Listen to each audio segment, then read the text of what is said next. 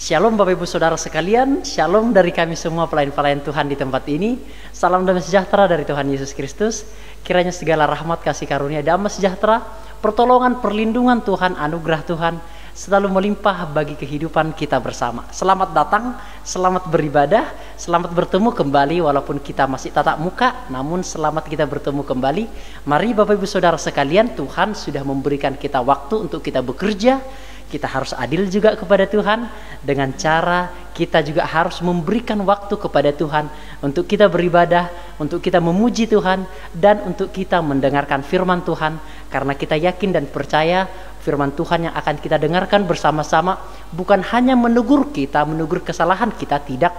Namun firman Tuhan juga adalah memberikan kita kekuatan, memberikan kita penghiburan, dan memberikan kita hikmat di dalam menanggapi, di dalam melihat seluruh fenomena yang ada di dunia ini, saudara sekalian. Sehingga ketika kita sudah mendapatkan jawaban dari kitab suci, kita tidak akan menjadi ragu, namun sebaliknya kita menjadi teguh hati. Mari Bapak Ibu Saudara sekalian, langsung saja sebelum kita masuk di dalam materi kita akan nyanyikan terlebih dahulu pujian Sampai Akhir Hidupku. Bapa, Engkau mengenalku lebih dari siapapun. Terima kasih Tuhan. Biarlah sampai akhir hidup kami tetap mempercayai Engkau, dan kami tetap setia sampai akhir hidup kami. Bapa, Engkau mengenalku lebih dari siapapun. Engkau tahu ceritaku dan isi hatiku. Tak peduli masa lalu, tak peduli masa lalu, Engkau tetap memilihku. Kuatkanku, sempurnakan, jadi karya yang indah. Kini aku percaya yang mustahil bagimu, kuasa-Mu kuatkanku, dasarku berharap. Kini aku berserah pada rancangan-Mu bagiku. Ku ikuti panggilan-Mu, ku kan setia sampai akhir hidupku. Kita angkat pujian ini dari awal.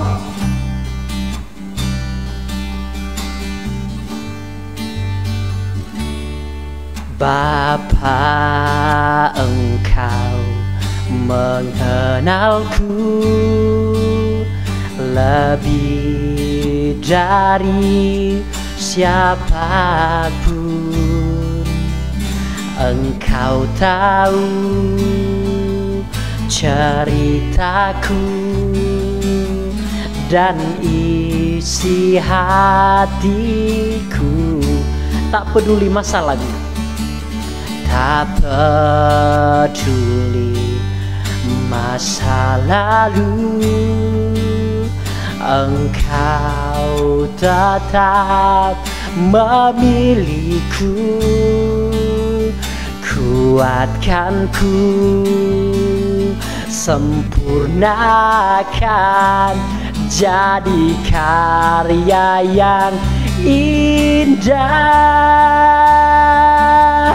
Kini aku percaya Tiada yang mustahil bagimu. Kuasamu kuatkanku, dasarku berharap. Kini aku berserah pada rancanganmu bagiku. Ku ikuti panggilanmu, ku kan setia sampai akhir hidup. Kini aku percaya tiada yang mustahil bagimu. Kuasamu kuatkanku, dasarku berharap. Kini aku berserah pada rancanganmu bagiku. Ku ikuti panggilanmu, ku kan setia sampai akhir hidupku. Ku ikuti panggilanmu, ku kan setia sampai akhir hidupku. Bapa kami di surga, biarlah pujian ini menjadi komitmen kami untuk kami setia selalu kepada Tuhan sampai umur hidup kami. Kami tetap memiliki iman yang teguh, kami tetap memiliki semangat yang kuat, dan kami tetap memiliki komitmen di dalam hati kami untuk selalu bersandar kepada Tuhan. Terima kasih Bapa di surga untuk waktu kesempatan yang Tuhan berikan kepada kami, baik juga kepada sidang jemaat Tuhan dimanapun berada. Waktu ini adalah waktu yang baik untuk kami pergunakan, bukan hanya untuk bekerja, namun juga untuk mendengarkan firman Tuhan. Terima kasih Bapa di surga, terima kasih Tuhan, tolong kami, biarlah materi yang akan kami pelajari sebentar lagi merupakan materi yang memberkati kami. Dan Tuhan tolong seluruh sidang jemaat Tuhan untuk boleh mengerti materi ini yang adalah firman Tuhan, supaya kehidupan kami boleh semakin hari semakin dikuatkan, semakin dihiburkan, dan semakin semangat di dalam menjalani hari-hari yang ada. Terima kasih Tuhan Yesus, terima kasih. Ini doa kami di dalam nama anak-Mu Yesus Kristus Tuhan kami. Puji Tuhan. Amin. Shalom bagi kita dari kami pelayan-pelayan Tuhan di tempat ini, saudara.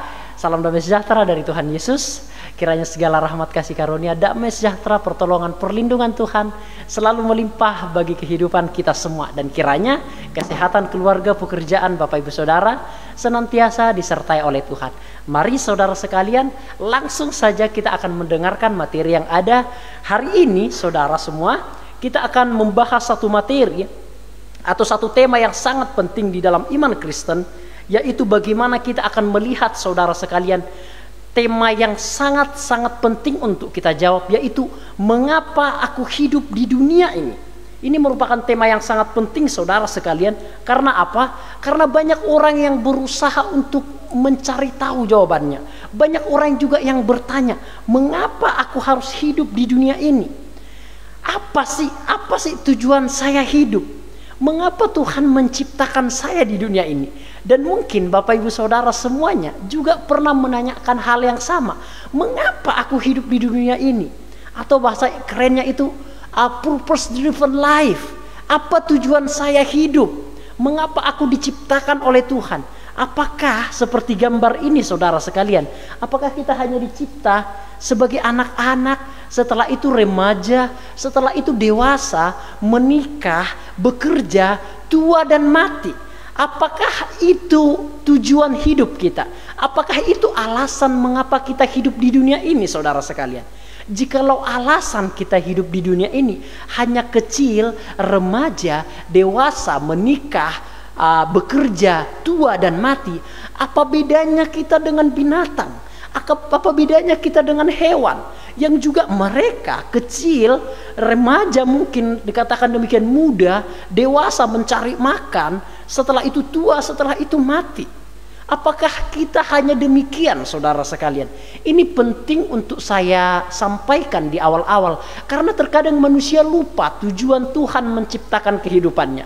Karena kadang-kadang manusia tidak mengetahui mengapa dia diciptakan oleh Tuhan, mengapa dia lahir di dunia ini.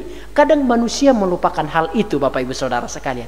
Oleh sebab itu, tema ini merupakan tema yang sangat penting untuk dibahas, supaya kita dapat mengetahui apa alasan Tuhan menciptakan kita, dan mengapa kita hidup di dunia ini, dan apa-apa saja yang harus kita lakukan di dunia ini, saudara sekalian, selama kita masih diberikan napas dan kehidupan. Sehingga saudara, kita akan menjawab setidaknya 4 jawaban, saudara sekalian. Yang pertama adalah siapakah manusia? Kita akan melihat nanti siapakah sebenarnya manusia itu. Setelah itu kita nanti akan melihat juga, saudara sekalian, mengapa aku lahir di dunia ini. Nah, setelah itu juga kita akan melihat apa yang harus saya lakukan di dunia ini, saudara sekalian. Dan yang terakhir kita akan melihat apa pengharapan saya selama hidup di dunia ini. Nah, saudara sekalian, ini merupakan suatu tema yang sangat penting untuk kita bahas, supaya kita dapat mengetahui hal-hal yang baik yang ada di dalam kehidupan kita. Nah, saudara sekalian, langsung saja kita akan masuk di dalam poin yang pertama, saudara, yaitu mengapa Tuhan menciptakan saya hidup di dunia ini, atau mengapa saya ada di dunia ini. Nah, yang pertama, saudara sekalian, biasanya orang-orang yang menanyakan hal demikian, contohnya, mengapa saya lahir di dunia ini? Kenapa saya ini enggak lahir aja? Kebanyakan orang-orang yang mengatakan hal itu, saudara sekalian, adalah orang-orang yang menyesali akan kelahirannya di dunia ini, saudara sekalian. Biasanya seperti itu. Dia biasanya orang-orang yang menyesali kelahirannya di dunia ini. Mungkin dia berpikir, orang lain lebih senang, orang lain itu lebih bahagia. Mengapa aku enggak lahir di kalangan konglomerat? Mengapa aku tidak lahir di negara A, di negara B? Jadi dia mulai mempertanyakan, enggak ada gunanya aku hidup di dunia ini. Mengapa aku hidup? Kenapa kehidupanku tidak seindah orang lain? Mengapa kehidupan orang lain itu indah? Kehidupan orang lain itu kaya, kehidupan orang lain itu sempurna, sementara kehidupanku demikian. Sehingga ia mulai mempertanyakan, apa alasanku hidup? Mengapa aku ada di dunia ini, saudara sekalian? Mungkin dia melihat suaminya itu ganteng, suaminya itu baik, suaminya itu perhatian. Dilihat suaminya di rumah, suamiku bencekno, suamiku kasar, suamiku nggak penyayang. Mungkin juga seorang suami akan berpikir, aduh, istri orang lain itu seksi, istri orang lain itu bodinya aduhai, atau mungkin istri orang lain itu perawatan diri, perhatian, pinter masak, lo istriku di rumah pakai daster aewes. Aduh, jadi sehingga ia mulai mempertanyakan, saudara sekalian, apa alasanku hidup? Atau mungkin juga dia melihat orang lain lebih kaya, lebih sukses, lebih berpenghasilan, sementara dia berkekurangan. Sehingga ia mulai mempertanyakan, mengapa aku lahir hidup di dunia ini, saudara sekalian. Itu alasan pertama, mengapa orang mempertanyakan hal itu. Yang kedua adalah melihat bahwa hidup ini tidak adil. Ini juga merupakan salah satu alasan mengapa orang mempertanyakan dia hidup di dunia ini. Dia mungkin melihat bahwa hidup ini tidak adil, saudara sekalian. Seperti yang saya katakan, mungkin ia lahir dengan tidak normal seperti itu, mungkin ada kecacatan di dalam dirinya, atau mungkin dia lahir dengan kondisi wajah yang menurut penilaian manusia itu jelek. Menurut penilaian manusia, saya ulangi, mungkin itu tidak tampan, mungkin itu tidak cantik, atau mungkin dilihat kulitnya itu hitam kayak saya. Jadi dia mungkin merasa bahwa hidup ini tidak adil, sehingga ia mulai mempertanyakan, mengapa aku hidup di dunia ini? Wong hidup ini enggak adil kok. Aku tidak sebahagia orang lain. Hidupku tidak sesempurna orang lain. Saya lihat orang lain begitu sangat indah. Kok kehidupanku ini sorok? Hidup ini benar-benar tidak adil. Itulah alasan kedua mengapa orang sering mempertanyakan hal itu, saudara sekalian. Dan yang ketiga adalah mungkin dia mengalami tantangan hidup yang sangat sulit. Ini juga merupakan alasan mengapa orang mempertanyakan dia hidup di dunia ini. Mengapa dia hidup di dunia ini? Mungkin tantangan hidup secara ekonomi, ekonominya itu susah. Mungkin di keluarga dia tidak diperhatikan, dia dikucilkan, dia dilupakan, dia diremehkan, dia diasingkan. Mungkin juga di dalam sosial dia itu tidak pintar bergaul, orang-orang lain menusuk dia dari belakang, orang-orang lain tidak suka akan kenaikan jabatannya, orang-orang lain tidak suka melihat dia bahagia.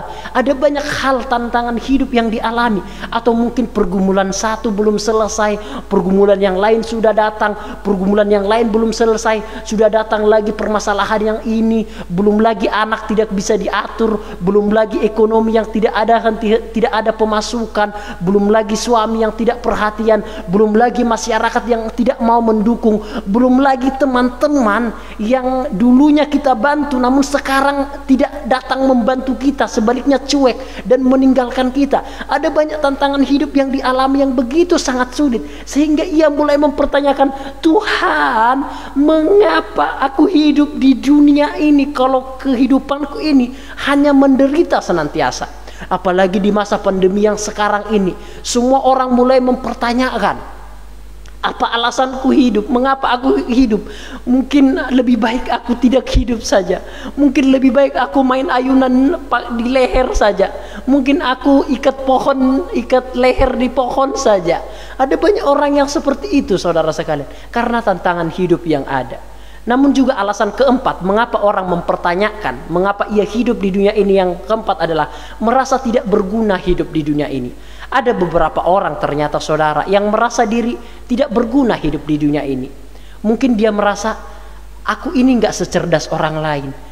Dilihat orang lain sukses, banyak kontribusinya, banyak hal-hal yang bisa dilakukan. Sementara dia merasa diri, aku di rumah cuma mager aja, aku di rumah cuma menjadi beban keluarga saja.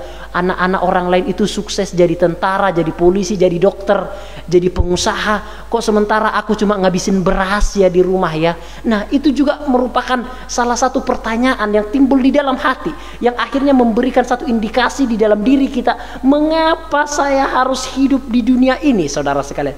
Nah, inilah 4 alasan setidaknya orang-orang mempertanyakan mengapa dia hidup di dunia ini, saudara semuanya. Nah, kita akan masuk, saudara sekalian, apa yang dikatakan Alkitab, mengapa kita hidup di dunia ini, apa alasan Tuhan menciptakan kita, dan apa tugas kita ketika kita diciptakan oleh Tuhan, apa tanggung jawab kita. Kita akan membaca Alkitab di dalam Mazmur pasal yang ke-8 ayat yang ke-4 sampai ayat yang ke-9. Demikian firman Tuhan. Jika aku melihat langitmu, buatan jarimu, bulan dan bintang yang kau tempatkan, apakah manusia sehingga engkau mengingatnya? Apakah anak manusia sehingga engkau mengindahkannya? Namun engkau telah membuatnya hampir sama seperti Allah dan telah memahkotainya dengan kemuliaan dan hormat. Engkau membuat dia berkuasa atas buatan tanganmu. Segala-galanya telah kau letakkan di bawah kakinya. Kambing domba dan lembu sapi sekalian, juga binatang-binatang di padang, burung-burung di udara dan ikan-ikan di laut, dan apa yang melintas arus lautan, semuanya diberikan kepada manusia. Saudara, ini hal yang kontras. Jikalau dunia berkata bahwa manusia itu banyak tidak memiliki guna, seperti yang tadi mungkin kita semua beranggapan, mengapa aku hidup di dunia ini? Karena mungkin tekanan yang ada, karena mungkin pergumulan yang ada, karena mungkin merasa diri tidak berguna hidup di dunia ini, karena mungkin dia menyesal lahir di dunia ini, tidak lahir di tetangga, di negara konglomerat. Banyak orang yang mempertanyakan hal itu. Namun Alkitab mengatakan sebaliknya, saudara sekalian. Dikatakan di situ, apakah manusia sehingga engkau menciptakan dia hampir sama seperti Allah, telah memahkotainya dengan kemuliaan dan hormat. Engkau membuat dia berkuasa atas buatan tanganmu, dan seterusnya. Hal yang kontras dijelaskan oleh Alkitab tentang manusia. Jikalau banyak manusia mengatakan diri kita itu tidak berguna, diri kita itu tidak berharga, diri kita itu tidak ada gunanya, atau bahkan kita sendiri menganggap kita tidak usah aja lahir, kita tidak usah aja ada di dunia ini. Hal yang berbeda dikatakan oleh Alkitab, bahwa kita merupakan ciptaan yang paling berharga, ciptaan yang paling bernilai, ciptaan yang paling tertinggi, ciptaan yang paling unik, dan ciptaan yang paling cerdas di antara ciptaan-ciptaan yang lainnya. Dunia ini diberikan untuk kita, saudara sekalian. Kita berkuasa atas binatang-binatang di darat, binatang-binatang, ikan-ikan di laut, dan burung-burung di udara. Bahkan dunia ini diciptakan untuk manusia, saudara sekalian. Dari hal ini kita melihat satu konsep yang berbeda. Jika orang-orang dunia mengatakan kita tidak berharga, saudara, Alkitab mencatat sebaliknya, bahwa segala sesuatu yang diciptakan oleh Tuhan adalah untuk manusia. Bahwa segala sesuatu yang ada di dunia ini didesain Allah hanya untuk manusia ciptaannya yang paling berharga, saudara semuanya.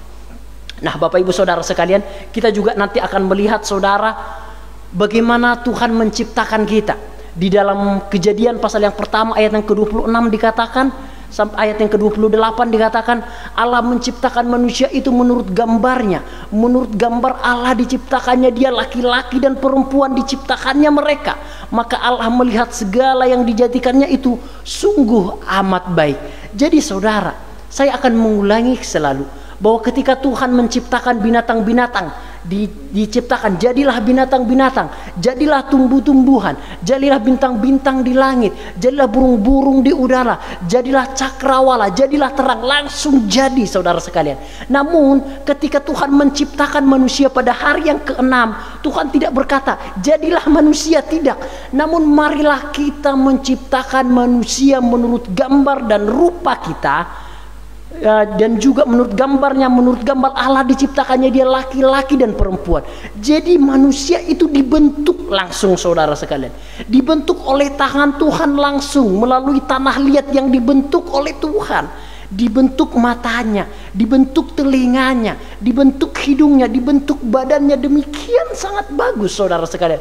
Setelah itu dihembuskan dengan napas Allah. Dan bahkan manusia ini diciptakan seturut dengan gambar Allah, seturut dengan peta dan teladan Allah, gambar dan rupa Allah, saudara sekalian, yang tidak dimiliki oleh makhluk lainnya atau ciptaan yang lainnya. Jadi kita ini merupakan ciptaan yang paling superior. Manusia itu merupakan ciptaan yang paling superior, ciptaan yang paling spesial, ciptaan yang paling unik, ciptaan yang paling berharga, saudara sekalian. Nah, Bapak Ibu, jikalau Bapak Ibu mulai mempertanyakan, Tuhan, mengapa aku hidup di dunia ini? Sepertinya aku nggak ada guna hidup di dunia ini. Kenapa aku hidup di dunia ini jikalau yang saya alami selama ini hanyalah penderitaan, hanyalah masalah, hanyalah caci maki, hanyalah segala hujatan. Saya tidak pernah hidup senang. Mengapa lebih baik aku tidak hidup di dunia ini? Aku mati aja. Saudara sekalian, memang tema kita hari ini adalah teologi kontemporer. Namun hati saya tergerak, ini juga berkaitan dengan teologi kontemporer. Mengapa? Karena pertanyaan-pertanyaan demikian, saudara, dapat merusak iman kita. Pertanyaan-pertanyaan yang demikian dapat menjatuhkan iman kita, dapat membuat kita bunuh diri, dapat membuat kita putus asa, dan bahkan dapat membuat kita meninggalkan Tuhan. Sehingga satu problematika ini haruslah kita bahas di dalam gereja ini, saudara sekalian. Nah, saudara, dari poin ini kita melihat bahwa yang tadi di dalam Mazmur yang tadi kita sudah melihat bahwa segala yang diciptakan Tuhan adalah untuk manusia. Bahkan Tuhan menciptakan manusia hampir sama seperti Allah, saudara sekalian, dimahkotai dengan kemuliaan dan hormat, dan bahkan segala ciptaan-ciptaan yang ada diberikan kepada manusia. Nah, di dalam Kejadian 1 ayat yang ke-28 juga dijelaskan bahwa kita dicipta berbeda dengan ciptaan yang lainnya. Kita dicipta menurut peta dan teladan Allah, gambar dan rupa Allah sendiri, tidak langsung jadi, namun dibentuk Tuhan sedemikian rupa. Saudara sekalian, ini mungkin agak sedikit lucu. Namun bayangkan, saudara, jikalau hidup kita ini diketiak, saudara sekalian.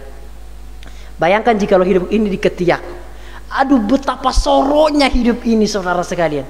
Bayangkan saudara, jikalau mata ini saudara sekalian di ketiak mata ini saudara sekalian, bisa ngelihat nggak saudara sekalian?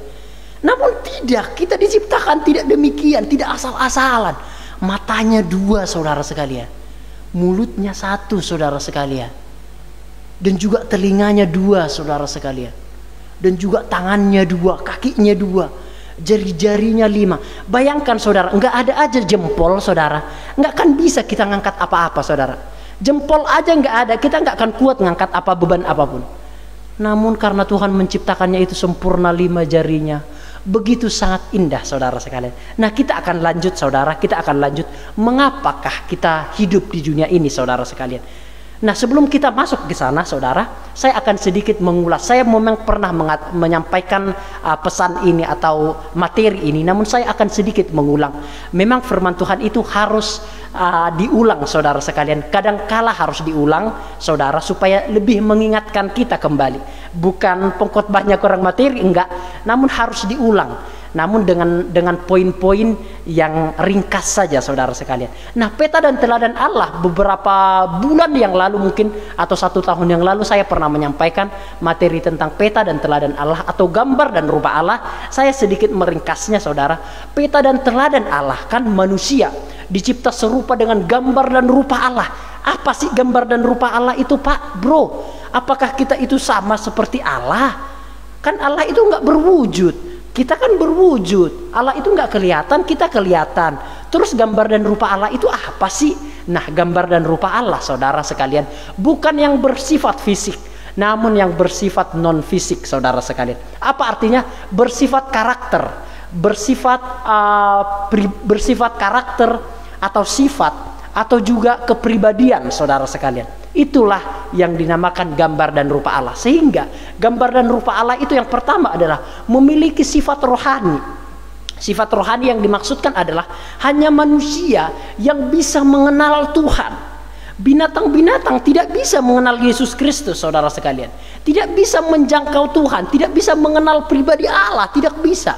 Binatang-binatang itu menganggap manusia sebagai Allahnya, dan hanya kita manusia yang bisa bersekutu dengan Allah saudara sekalian. Itulah sifat rohani yang ada di dalam diri manusia. Makanya binatang itu nggak bisa mengenal Allah, nggak bisa mengenal penciptanya. Binatang-binatang hanya menganggap manusia sebagai Allah dari mereka saudara sekalian. Itulah sifat rohani, hanya manusia yang bisa mengenal dan bersekutu dengan Allah. Singkat saja, yang kedua adalah memiliki sifat moral. Nah, Tuhan mencipta manusia dengan tingkat moral yang sangat tinggi saudara sekalian. Tingkat moral yang lebih tinggi dibandingkan ciptaan apapun.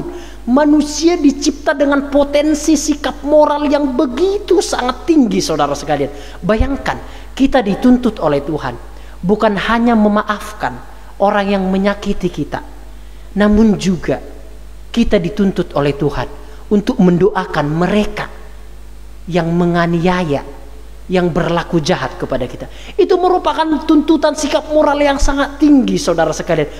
Juga dikatakan di dalam Alkitab, kita harus memberikan nyawa kita kepada saudara-saudara kita. Bukan berarti kita bunuh diri kepada teman kita, enggak. Namun segenap apa yang bisa kita lakukan kepada teman kita, kita harus mendahulukan teman kita dibandingkan diri kita. Bahasa kiasannya itu seperti itu saudara sekalian.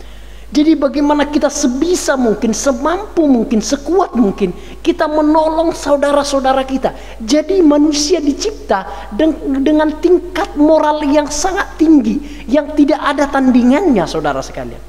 Kita menolong orang dengan begitu sangat tulus. Alkitab juga mengajarkan kepada kita, jikalau engkau melakukan pekerjaan tanpa iman, maka engkau berdosa. Artinya segenap pekerjaan itu pun harus dilakukan dengan sikap moral yang tinggi itu saudara sekalian. Baik itu mengasihi musuh dan juga mendoakan musuh. Yang kedua, baik itu menolong sesama, semampu kita, sekuat kita, menolong sesama kita, membantu sesama kita. Baik itu di dalam pekerjaan kita saudara sekalian, segala yang kita lakukan adalah untuk Tuhan. Nah, itu merupakan standar moral yang sangat tinggi. Nah, manusia diciptakan dengan tingkat moral itu. Itulah yang dinamakan gambar dan rupa Allah saudara sekalian. Yang ketiga adalah sifat rasional. Apakah yang dimaksudkan dengan sifat rasional? Sifat rasional itu adalah sifat tahu membedakan yang baik dan yang buruk. Tahu memilih mana yang baik, mana yang buruk, saudara sekalian. Jikalau Bapak Ibu memberikan pisang kepada monyet, 10 pisang, tiba-tiba Bapak Ibu ambil 1 pisang, monyet itu tidak akan tahu bahwa pisang itu tinggal 9. Monyet itu tidak akan tahu. Bapak Ibu ambil lagi pisangnya 1 lagi, monyet itu tidak akan tahu kalau pisangnya itu tinggal sisa 8, dia tidak tahu. Namun ketika pisangnya itu tinggal 2, Bapak Ibu ambil 1 lagi, dia akan marah.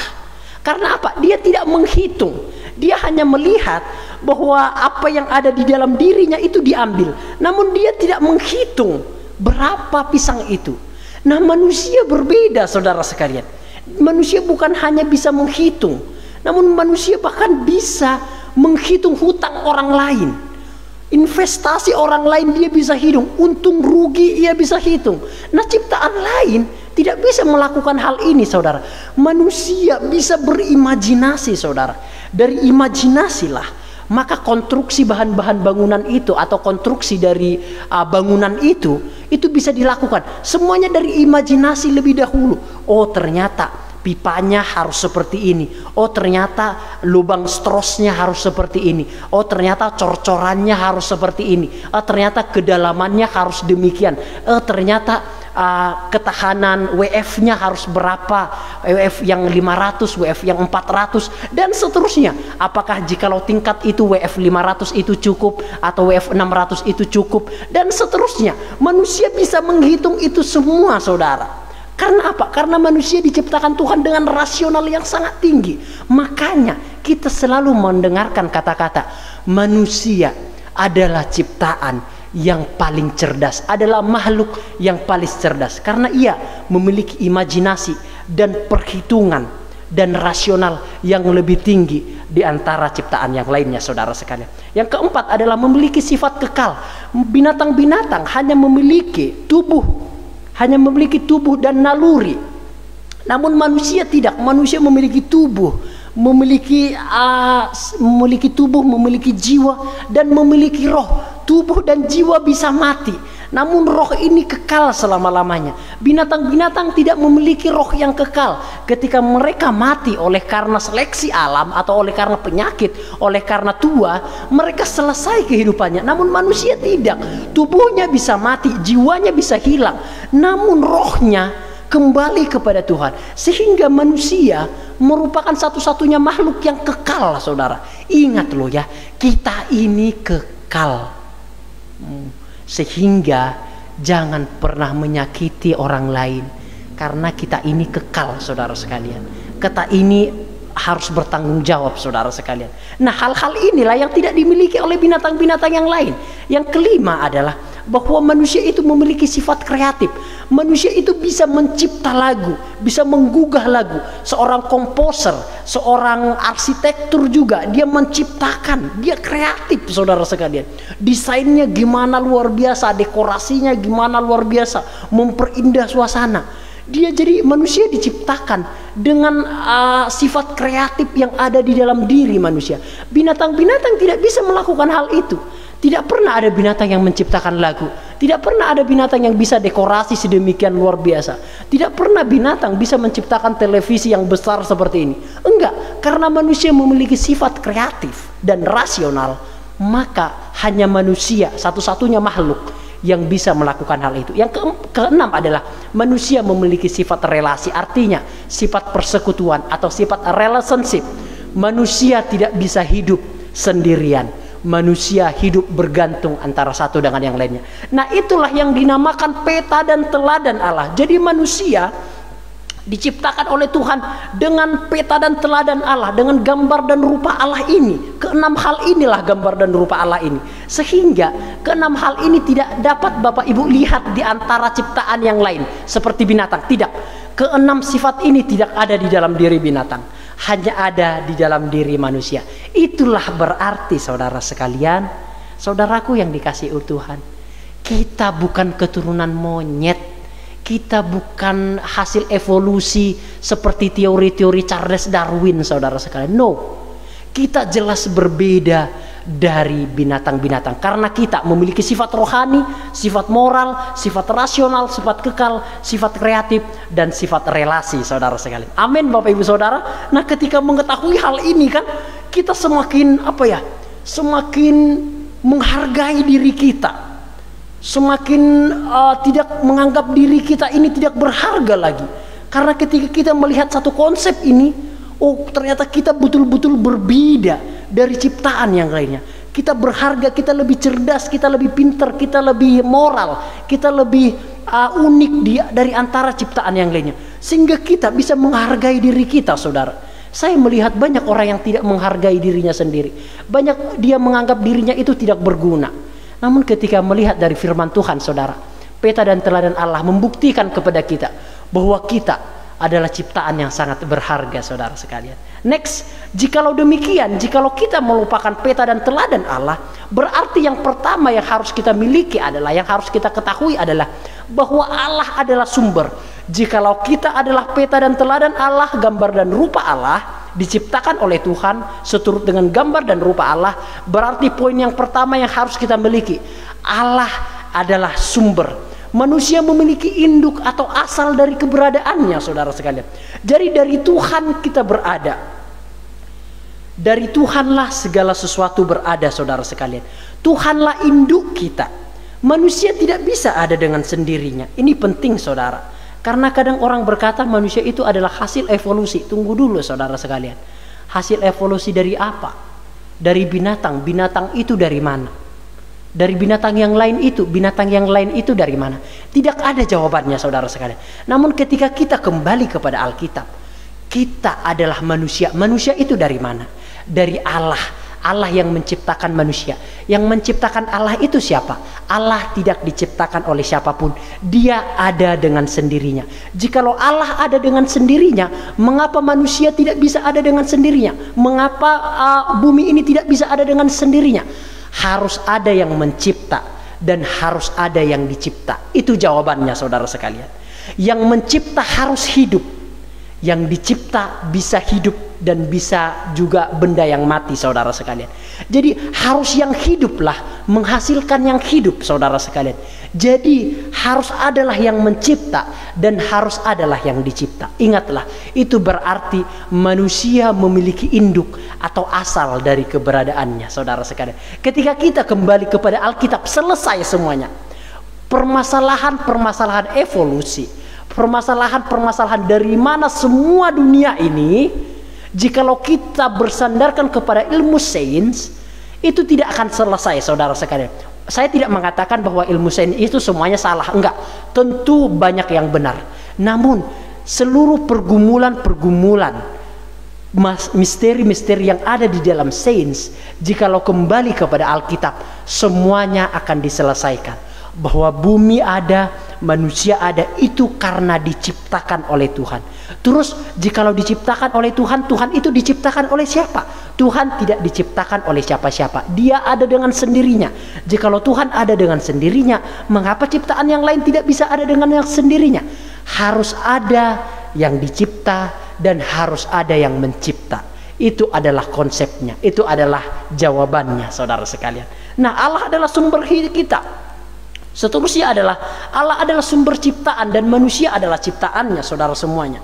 Nah, saudara, selanjutnya adalah Allah yang adalah sumber adalah Allah yang terbaik dan terdahsyat. Itu poin yang pertama yang kita pelajari. Ketika kita adalah gambar dan rupa Allah, berarti Allah adalah sumbernya, saudara sekalian. Yang kedua adalah bahwa manusia harus meneladani Allah.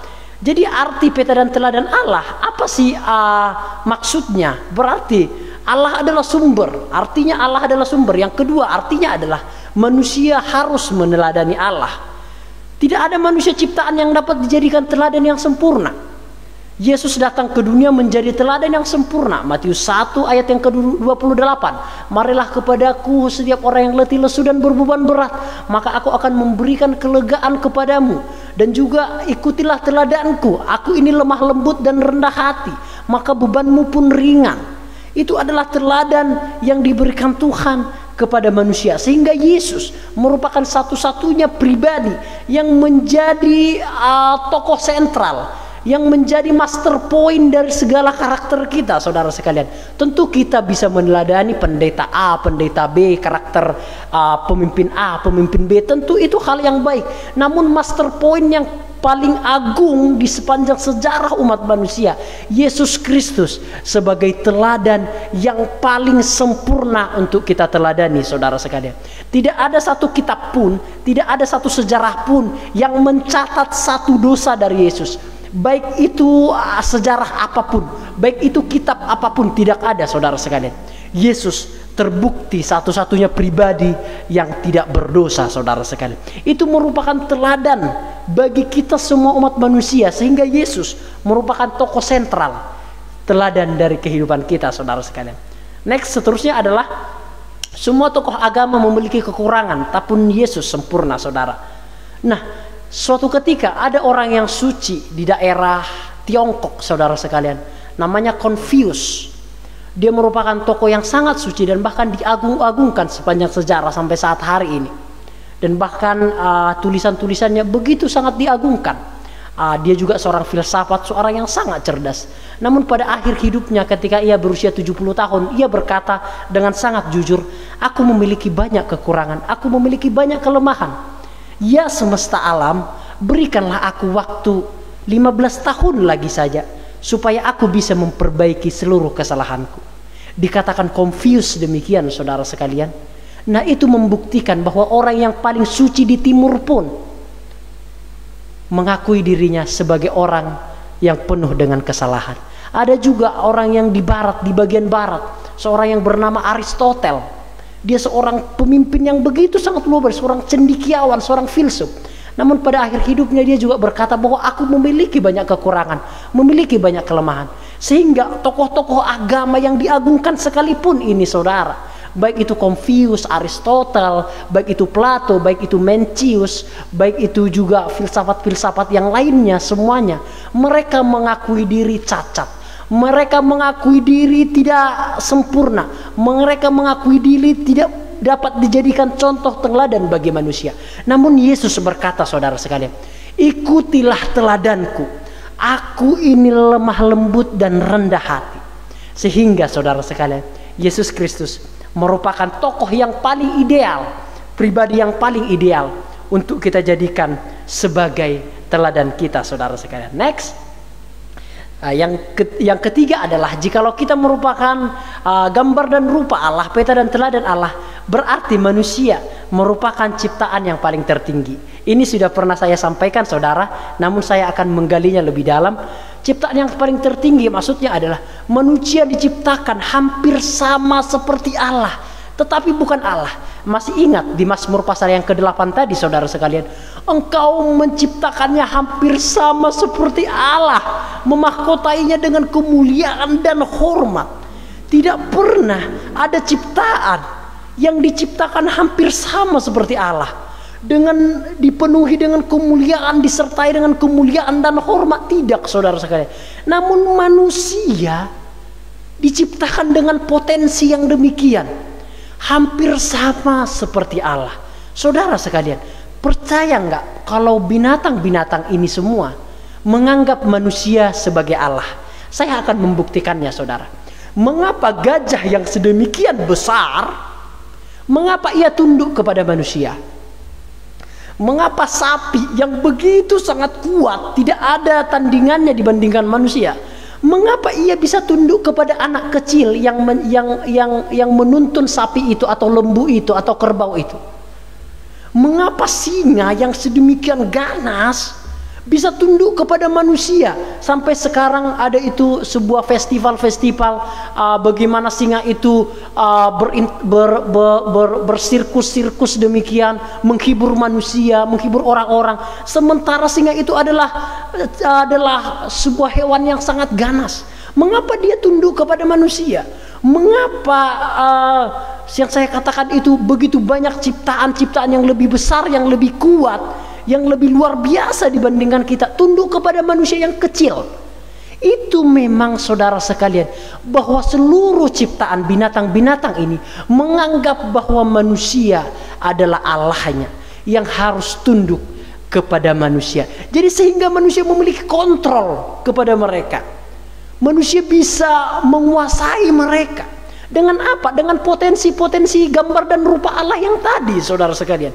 Ada sifat moral, ada sifat rasional, ada sifat kreatif, ada sifat juga kekal di sana. Nah, potensi-potensi dari gambar dan rupa Allah itulah yang membuat manusia bisa menguasai alam semesta ini. Bisa tunduk seluruh binatang-binatang yang ada di dalam dunia ini.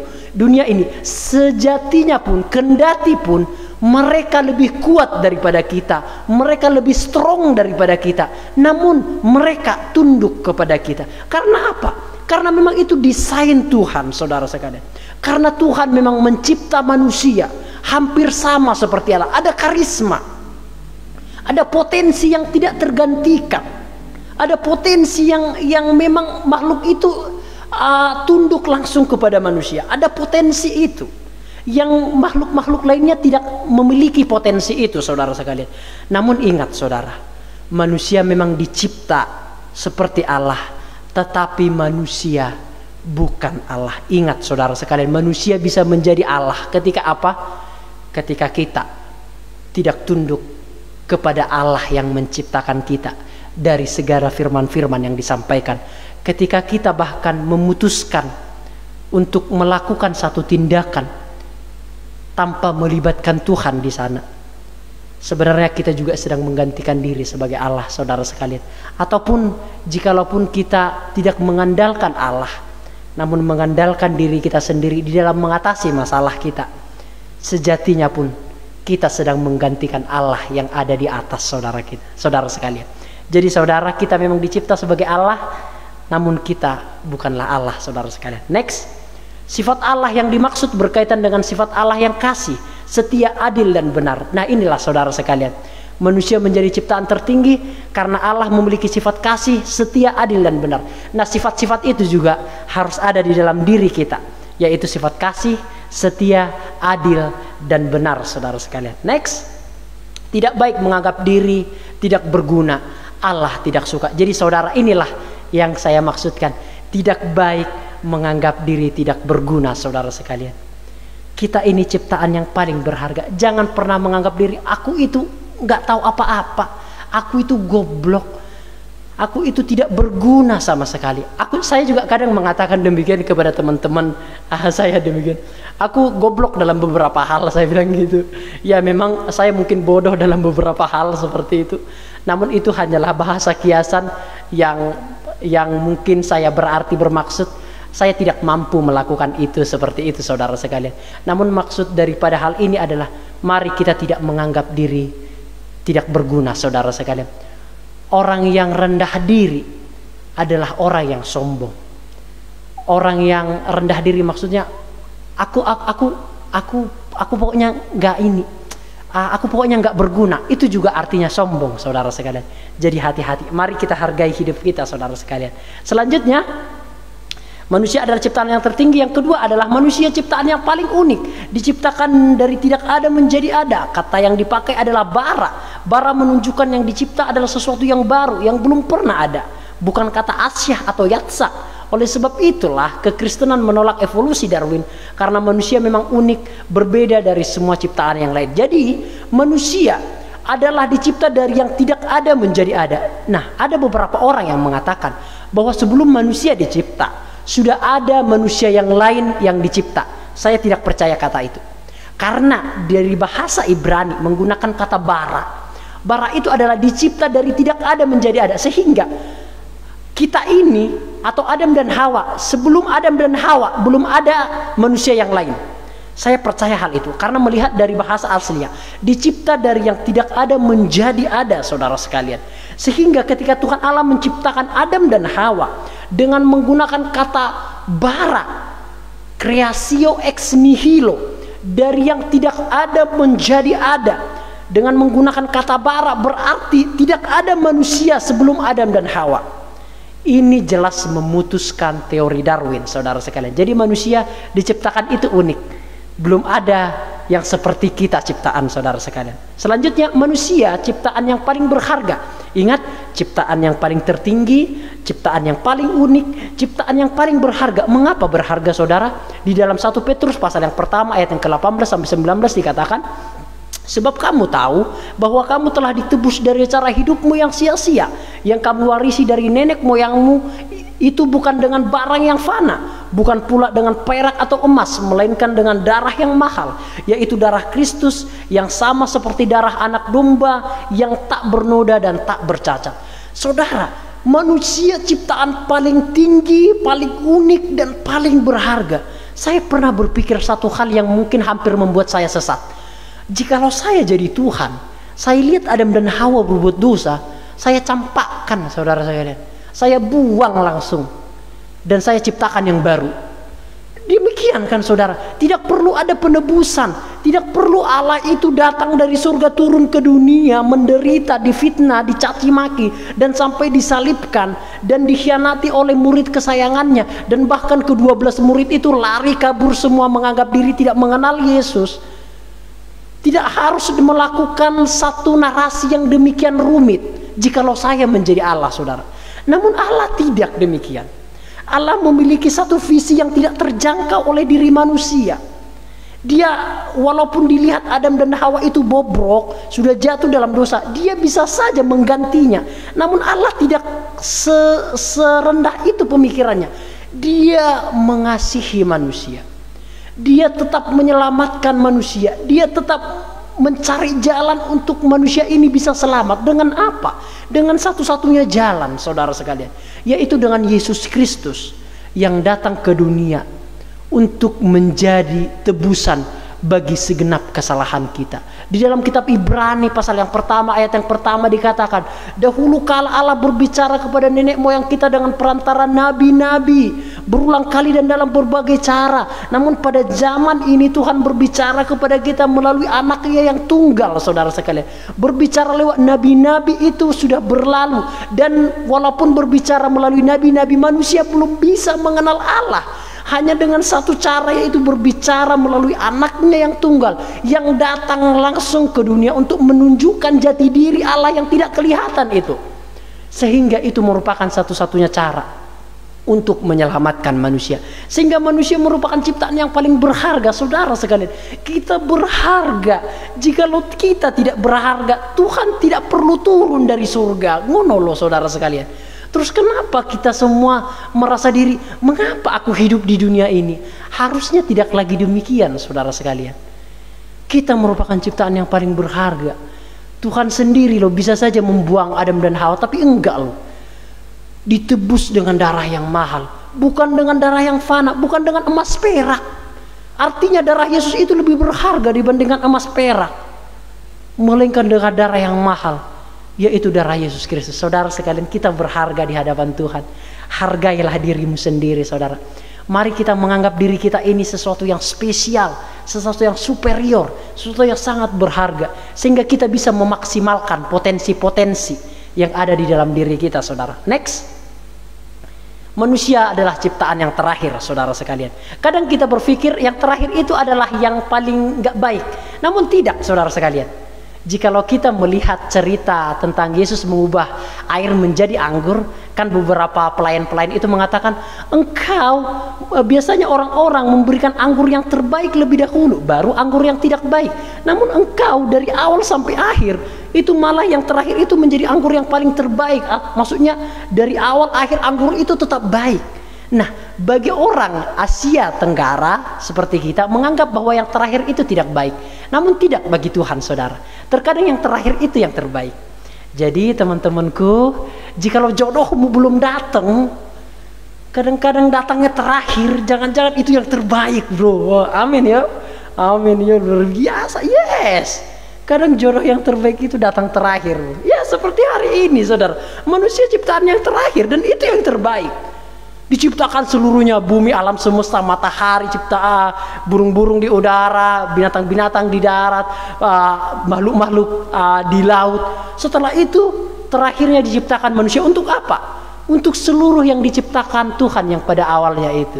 Jadi manusia ciptaan yang terakhir Tetapi Alkitab memakai cara yang berbeda. Terakhir adalah yang paling penting, saudara semuanya. Manusia lebih penting dari alam semesta. Alam semesta diciptakan untuk manusia, dan manusia diciptakan untuk Tuhan. Manusia diciptakan setara. Manusia diciptakan laki-laki dan perempuan. Saudara sekalian, bukan untuk mendiskreditkan satu ajaran, tidak.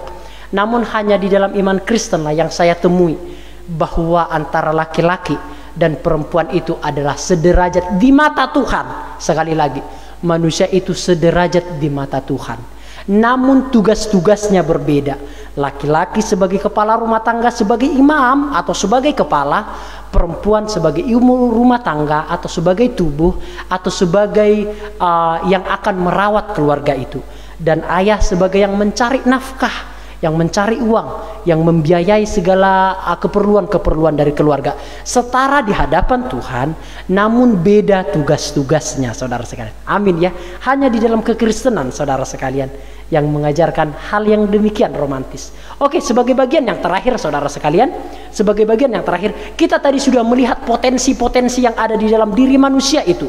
Oh, luar biasa diciptakan menurut peta dan teladan Allah. Kita juga sudah tadi melihat ciptaan yang paling tertinggi, ciptaan yang paling berharga, ciptaan yang paling bernilai, ciptaan yang paling berpotensi, dan ciptaan yang paling berharga, saudara. Namun ingat, ternyata manusia bisa menjadi makhluk yang paling baik, namun di satu sisi manusia bisa menjadi makhluk yang paling jahat, saudara sekalian.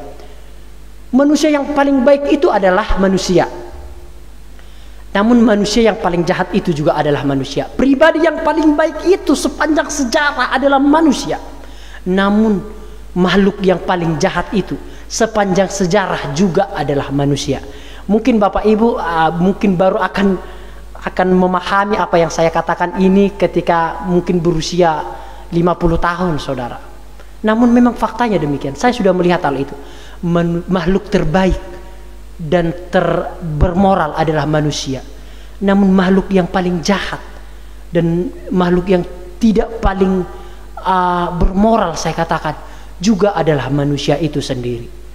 Makanya kadang ada orang yang bom bunuh diri, membunuh ibunya, memutilasi. Hal-hal itu tidak pernah dilakukan oleh binatang, saudara saya. Saya tidak pernah melihat binatang membunuh ibunya, enggak. Saya tidak pernah melihat hal itu. Saya tidak pernah melihat binatang memberikan racun kepada binatang yang lainnya, teman-temannya, enggak. Namun manusia melakukan hal itu, saudara. Artinya apa? Kita harus melihat apa tujuan Allah menciptakan kita. Ini bagian yang terakhir, saudara sekalian. Yang pertama adalah tujuan Allah menciptakan kita adalah sebagai penguasa atau pemimpin. Manusia diberi potensi yang berbeda dari segala makhluk, yaitu menjadi pengatur atau tuan. Bisa dilihat itu dalam Kejadian 1 ayat yang ke-26. Manusia harus ingat, ia juga memiliki Tuhan. Yes, manusia akan berhasil sampai dia menaklukkan kebebasan dirinya kepada kehendak Tuhan. Jadi yes, jadi manusia memang tujuan Allah menciptakan manusia adalah untuk menjadi penguasa. Seperti yang saya katakan di awal, semua ciptaan yang lainnya itu tunduk kepada manusia. Walaupun manusia tidak lebih kuat dibandingkan binatang-binatang yang lainnya, namun potensinya manusia lebih tinggi, sehingga manusia yang berkuasa atas alam semesta ini, saudara sekalian, diberikan potensi itu oleh Tuhan. Jadi manusia dicipta oleh Tuhan menjadi pemimpin. Aku menjadi pemimpin, bro. Tunggu dulu. Kita menjadi pemimpin bagi diri kita sendiri. Kita menjadi pemimpin bagi keluarga. Kita menjadi pemimpin mungkin di dalam gereja, di dalam perusahaan, di dalam sosial dan sebagainya. Kita menjadi pemimpin, Bapak Ibu Saudara sekalian. Yang kedua adalah, singkat-singkat saja, hanya saya bacakan saja. Yang kedua adalah tujuan Tuhan menciptakan kita adalah untuk memelihara dan menjaga alam semesta. Menjadi pemimpin semesta berarti bukan menjadi perusak, namun menjadi pemelihara alam semesta. Masa depan alam semesta ada di tangan manusia. Dengan mencintai alam semesta, kita mencintai Tuhan. Kita mencintai Tuhan. Nah, saudara, Tuhan juga menciptakan manusia dengan tujuan menjaga alam semesta ini, saudara. Ketika saya mengajar di sekolah, saya selalu menekankan kepada anak-anak yang di sekolah, cintai alam semesta. Jangan membuang sampah sembarangan, jangan menebang pohon, jangan juga mencemari sungai-sungai, jangan juga menebang pohon, mencabut pohon, namun sebaliknya tanamlah pohon, tanamlah bunga, siramlah bunga. Saya selalu menekankan itu kepada anak-anak saudara. Demikian kita saudara sekalian, bukti kita mencintai Tuhan adalah dengan kita mencintai alam kita saudara sekalian. Nah, jadi Tuhan juga menciptakan manusia untuk menjaga dan melihara, bukan untuk menjadi perusak saudara sekalian. Next, dan yang ketiga adalah tujuan Tuhan menciptakan kita untuk bekerja. Tuhan menciptakan manusia untuk mengusahakan dan mengerjakan tanah itu, jelas. Mereka nanti akan mengerjakan dan mengusahakan tanah yang diciptakan oleh Tuhan itu. Jadi jelas, Tuhan tidak menciptakan manusia hanya untuk tenang-tenang tanpa adanya tanggung jawab. Kadang orang berkata, bro, Adam dan Hawa itu tenang-tenang aja kok di Taman Eden. Dari mana kamu tahu tenang-tenang? Yes, memang ada tumbuh-tumbuhan di sana, ada buah-buahan di sana. Namun kalau ia hanya tidur saja, hidup enggak? Ya enggak, dia harus berjalan ke tengah-tengah taman itu. Dia harus memetik buah itu. Ada usaha di sana. Demikian kita saudara sekalian. Kita memang diciptakan oleh Tuhan untuk bekerja saudara sekalian, untuk mengusahakan tanah itu. Alkitab berkata kepada kita, hai pemalas, belajarlah kepada semut yang mengumpulkan makanan pada musim panas, dan ketika musim kemarau tiba, maka ia tidak akan kekurangan. Jelas saudara sekalian. Jadi binatang pun memiliki satu semangat untuk hidup, untuk bekerja. Apalagi kita manusia, kita harus bekerja. Saya suka istilah orait laborah, bekerja dan berdoa. Saya suka istilah itu. Atau saya suka juga istilah bekerja keras dan beribadah keras. Saya suka istilah-istilah demikian, karena Tuhan juga menginginkan kita untuk menjadi orang-orang yang bekerja keras saudara sekalian. Yang keempat adalah bersekutu dengan Allah. Ini tujuan Allah menciptakan kita. Bersekutu dengan Allah menjadi sesuatu yang sangat penting dalam penciptaan manusia. Tanggung jawab manusia bukan hanya bekerja, berkuasa, tetapi juga bersekutu dengan Allah. Ingat saudara sekalian, Tuhan memberikan kita 1 minggu waktu, 6 hari untuk kita bekerja saudara. Hanya 1 hari untuk kita meluangkan waktu kepada Tuhan, atau mungkin 2 hari lah katakan untuk kita ibadah sampai hari ini. Itu pun hanya 4 jam. Jikalau kita menggabungkan semuanya saudara sekalian, betapa egoisnya diri kita. Saudara, bukan untuk mendiskreditkan, saya juga seorang pekerja, saya mengajar juga, saya juga bekerja di luar, mengajar musik juga di luar.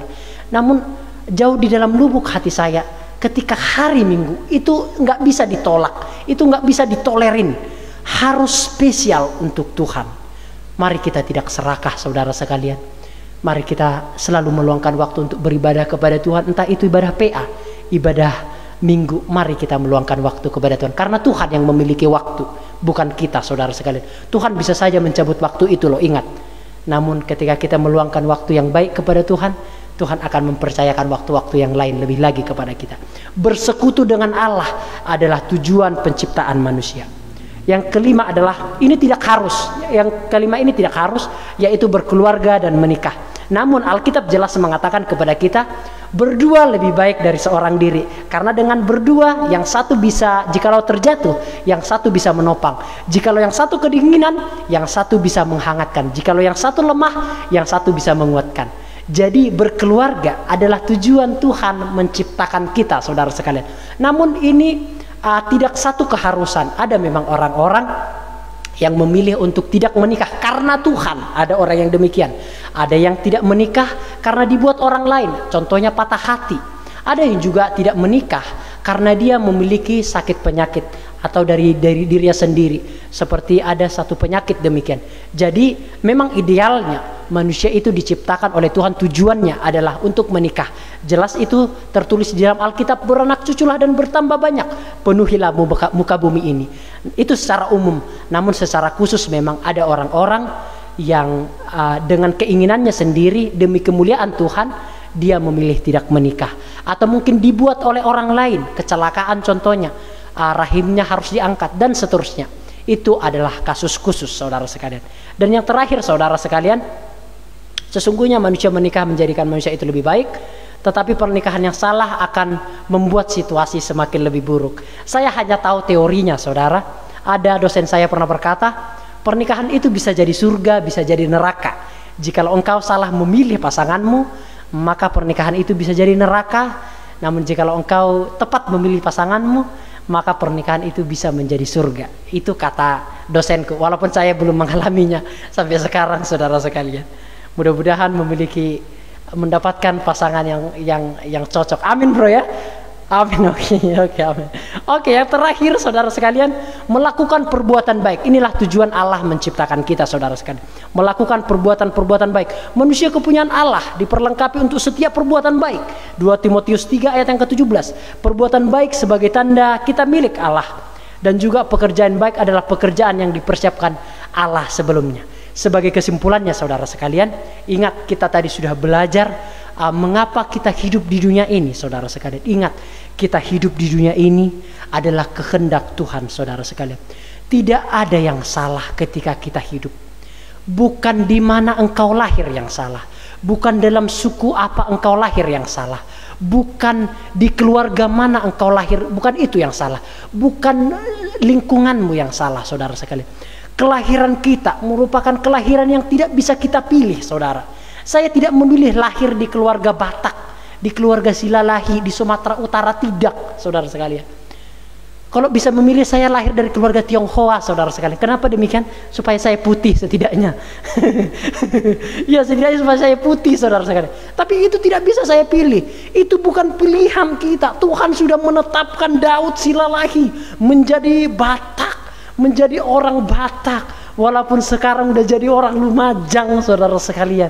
Tapi saudara sekalian, saya tetap suku Batak. Tidak bisa saya pilih jadi anaknya Pak SBY, Pak Jokowi. Nggak bisa, saudara sekalian. Namun apa, saudara sekalian? Jangan pernah sesali di mana engkau lahir, dalam suku mana engkau lahir. Jangan pernah sesali. Itu sudah kehendak Tuhan. Ingat saudara, kita diciptakan, itu kehendak Tuhan yang pertama. Yang kedua, kita diciptakan menurut gambar dan rupa Allah, berharga. Ciptaan yang paling unik, ciptaan yang paling berharga, ciptaan yang paling bernilai, ciptaan yang paling cerdas, dan ciptaan yang paling memiliki potensi untuk mempermuliakan nama Tuhan, saudara sekalian. Itulah alasan mengapa kita diciptakan oleh dunia ini, oleh Tuhan, saudara sekalian. Maafkan. Dan tujuan Allah menciptakan kita saya sudah melihat mengapa kita hidup di dunia ini. Yang kedua adalah tujuan Tuhan menciptakan kita, ingat, untuk menjadi pemimpin untuk diri sendiri, untuk juga kita menjaga alam semesta, untuk kita juga bersekutu, saudara sekalian, dan untuk juga kita melakukan perbuatan-perbuatan baik, saudara sekalian. Itulah tujuan Allah menciptakan kita. Hari ini kita telah membahas mengapa kita hidup di dunia ini dan apa tujuan Tuhan menciptakan kita hidup di dunia ini. Mari kita hargai setiap apa yang terjadi dalam kehidupan kita, karena kita sudah didesain Allah sejak semula. Amin. Tuhan Yesus memberkati kita semua. Kita akan naikkan pujian itu kembali. Maafkan saudara, waktunya saya ambil sedikit karena saya sangat bersemangat untuk menyampaikan hal ini. Tidak mengapa, kita fleksibel saja, saudara sekalian.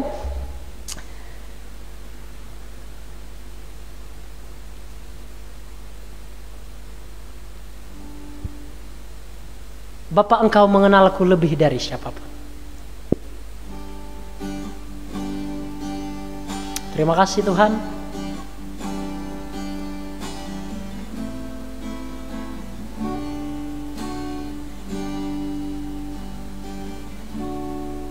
Bapa, Engkau mengenalku lebih dari siapapun. Engkau tahu ceritaku dan isi hatiku. Tak peduli masa lalu, tak peduli masa lalu, Engkau tetap memilihku. Kuatkanku, sempurnakan, jadi karya yang indah. Kini aku percaya tiada yang mustahil bagimu. Kuasamu, kuatkanku, dasarku berharap. Kini aku berserah pada rancangan-Mu bagiku. Ku ikuti panggilan-Mu, ku kan setia sampai akhir hidup. Kini aku percaya tiada yang mustahil bagimu. Kuasa-Mu kuatkanku, dasarku berharap. Kini aku berserah pada rancangan-Mu bagiku. Ku ikuti panggilan-Mu, ku kan setia sampai akhir hidupku. Ku ikuti panggilan-Mu, ku kan setia sampai akhir hidupku. Bapak Ibu Saudara sekalian, ibadah kita berjalan seperti biasa. Ada ibadah sekolah minggu, ada ibadah raya, ada ibadah PA, ada juga ibadah kaum muda. Boleh disaksikan di ibadah-ibadah yang kita selenggarakan. Mari kita akan berdoa bersama-sama saudara sekalian. Bapa kami yang di surga, hari ini kami telah menyelesaikan ibadah kami. Kiranya apa yang telah kami dengarkan bersama-sama, kami pelajari bersama-sama, tertanam dalam hati kami, berakar, bertumbuh dan berbuah. Berdoa bagi sidang jemaat Tuhan dimanapun berada, kiranya kesehatan keluarga, pekerjaannya kiranya disertai oleh Tuhan. Bagi yang mengalami pergumulan masalah, Tuhanlah yang memberikan jalan keluar, Tuhanlah yang menguatkan, dan Tuhanlah yang memberikan keteguhan hati kepada mereka. Bagi yang mengalami sakit penyakit, Tuhan Yesus, kiranya Engkaulah yang memberikan kesehatan kepada mereka. Kiranya pertolongan, perlindungan, anugerah Tuhan melimpah bagi seluruh sidang jemaat Tuhan dimanapun berada. Terima kasih Bapa di surga, berkat daripada Allah Bapa, cinta kasih dari Tuhan Yesus Kristus, persekutuan Roh Kudus menyertai kami sekalian, baik hari ini sampai selama-lamanya Tuhan Yesus datang kembali. Puji Tuhan. Amin. Shalom dari kami di tempat ini. Sehat selalu, jangan lupa jaga kesehatan, jangan lupa minum air hangat, dan jangan lupa selalu bersandar kepada Tuhan. Tuhan Yesus memberkati. Shalom.